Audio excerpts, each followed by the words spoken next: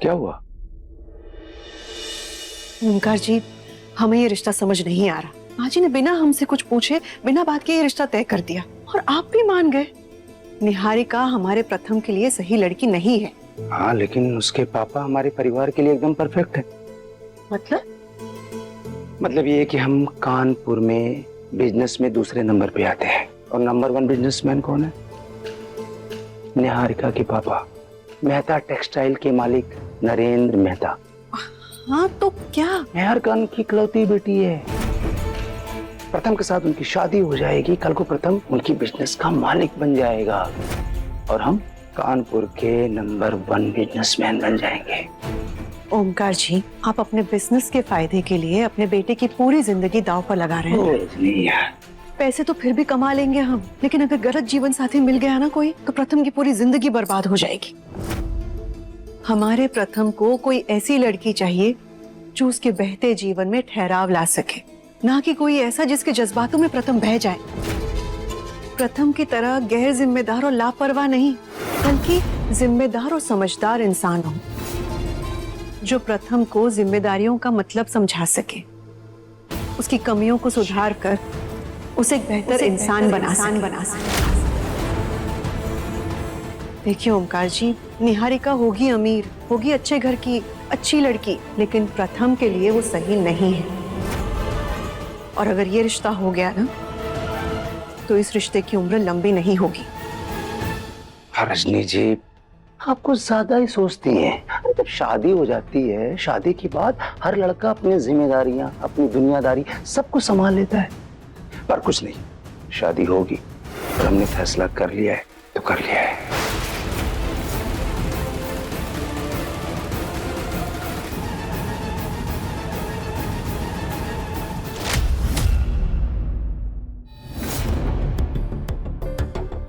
ये लाइट तो जल ही नहीं रही है। एक काम करते हैं, लाइट टीम से किसी को बुला कर लाते हैं। सुनो,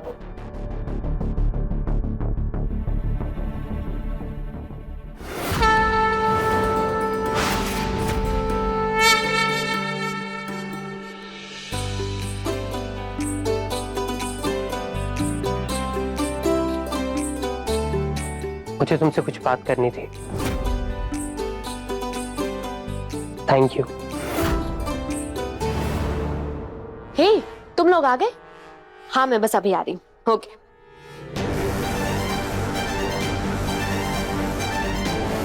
ये प्रथम कहाँ गया?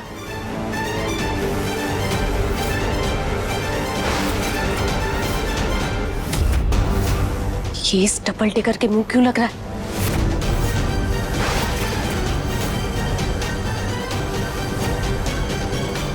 थैंक यू, पर किस लिए प्रथम सर? वो क्या है ना, मैं पहले तुमसे बहुत गुस्सा था क्योंकि तुमने मेरे और निहारिका के रिलेशनशिप को एक न्यूज की तरह ना सबके आगे ब्रॉडकास्ट कर दिया। लेकिन अब सोचता हूँ तो ऐसा लगता है कि शायद मुझे ही पहले ये सब बोल देना चाहिए था। जो बात मैं बोलने के लिए सोच भी नहीं रहा था, वो बात तुमने अनजाने में करके ना मेरी पूरी जिंदगी बदल दी। आज मैं और निहारिका एक ऑफिशियल रिश्ते में बंध गए, सिर्फ तुम्हारी वजह से।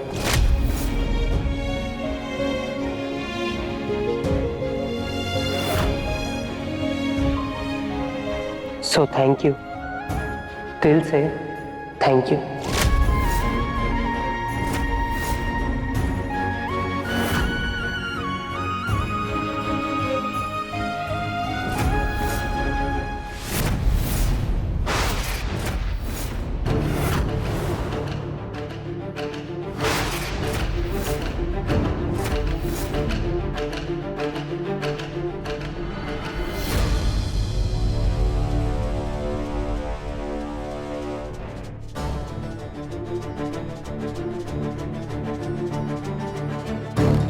क्या कर रहे हो यहाँ पे? निहारिका, मैं बस इसे थैंक एनीवेज, मैंने हमारी रिलेशनशिप के अनाउंसमेंट के सेलिब्रेशन के लिए मेरे कुछ दोस्तों को बुलाया। यहाँ पे नहीं, बाहर गार्डन में। यहाँ पे फंक्शन का शोर है ना, वो लोग हमारा वेट कर रहे हैं और तुमसे मिलने के लिए बहुत ज्यादा एक्साइटेड है। निहारिका, तुम्हारा दिमाग तो ठीक है ना?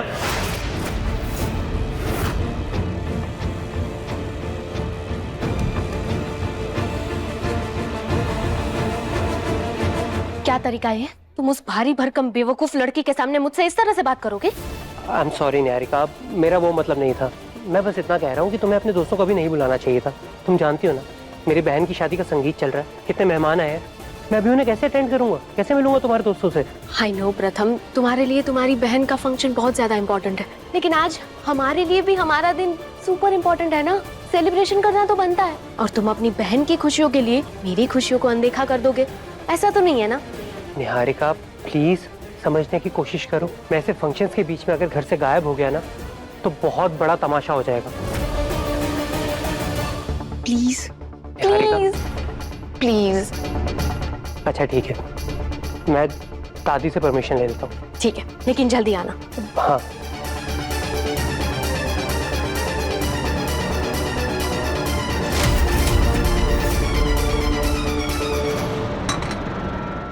हे यू। जी मैम। बाहर गार्डन में मेरे कुछ दोस्त आए, तो उनके लिए खाने पीने का कुछ अरेंजमेंट कर दो। जी जी, हम अभी भिजवा देते हैं। प्रथम, चिको, आज तो आज आज चिको मेरा मुझे सही 2 मिनट दे, मुझे बहुत अर्जेंट काम है प्लीज। कोई 2 मिनट नहीं मिलेगा। सुन, एक पिक्चर साथ में क्लिक कर चल ले। जल्दी ले। आप एक काम कीजिए, स्नैक्स गार्डन में ले जाकर दे दीजिए। अरे वो इवेंट संभालने वाली, इतनी देर से मेहमान आए हैं, अभी तक स्टार्टर्स क्यों नहीं परोसे गए? जल्दी करो वरना हम तुम्हें पैसे नहीं देंगे, समझ लेना। जी जी, अभी भिजवाते हैं। एक काम कीजिए, आप इनके साथ ही चले जाइए, पहले घर के अंदर के मेहमानों को दे दीजिए, फिर गार्डन में जाइए। चलो आओ।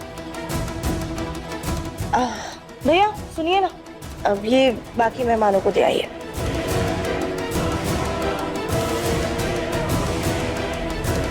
कॉन्ग्रेचुलेशन निहारिका, फाइनली हमारी ग्रुप की पहली लड़की की शादी हो रही है, वो भी लव मैरिज। Lucky girl. हम सब लोग तेरी शादी के लिए बहुत खुश हैं। कांग्रेचुलेशन। Thank you guys. वैसे घर तो बहुत अच्छा है, देखने में भी पैसा वाला लगता है, लेकिन इन्हें मेहमान नवाजी नहीं आती। मतलब हम सब यहाँ कब से बैठे हैं, पर खाना तो दूर, हमें किसी ने पानी भी नहीं पूछा है। वैसे तूने ठीक से पता तो किया है ना, इस घर में नौकर तो है ना? ऐसा ना हो शादी के बाद बहू की जगह सीधा तेरा डिमोशन हो जाए और तू इस घर की नौकरानी बन के रह जाए। Hey you, behave yourself, okay? Relax Niharika, इतना गुस्सा क्यों कर रही हो? और उसने गलत क्या बोला है? वो कहते हैं ना, नाम बड़े दर्शन छोटे। मुझे तो लगता है ये लोग कोई सस्ता सा कैटरर हायर किया है यहाँ पे। मैं उस धरती के बोझ को छोड़ूंगी नहीं। उसने अब तक वेटर क्यों नहीं भेजा स्नैक्स लेके?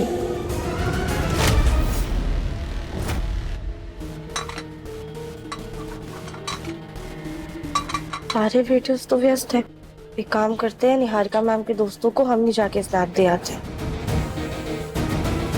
हे लिसन, हम लोग अब निकलते हैं यहाँ से। और वैसे भी ना तो तेरा फियोंसे आया, ना ही स्नैक्स। मुझे तो बहुत जोर की भूख लगी है, मैं तो खाने के लिए जा रही हूँ।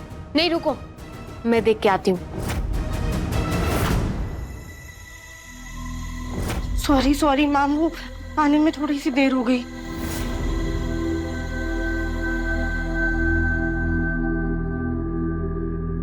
ऐसा लग रहा है कि अपना पेट भरने में लगी होगी, इसीलिए इसको किसी की भूख का कोई एहसास नहीं है। मुझे तो इसका चेहरा देख के लगता है ये ऑलिव ऑयल की जगह डालडा में पका है, और इसीलिए इनके घर का नौकर का भी ऐसा हाल है।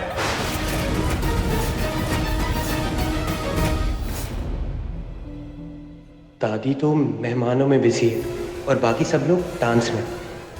कोई नोटिस नहीं करेगा कि मैं गायब हूँ। एक काम करता हूँ, जल्दी जाकर निहारिका से मिल लेता हूँ, वरना वो नाराज हो जाएगी।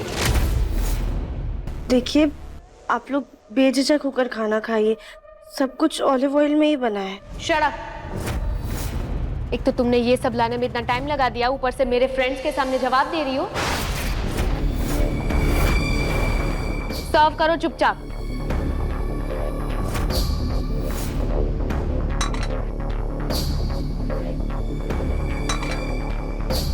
अब मेरा मूड नहीं है।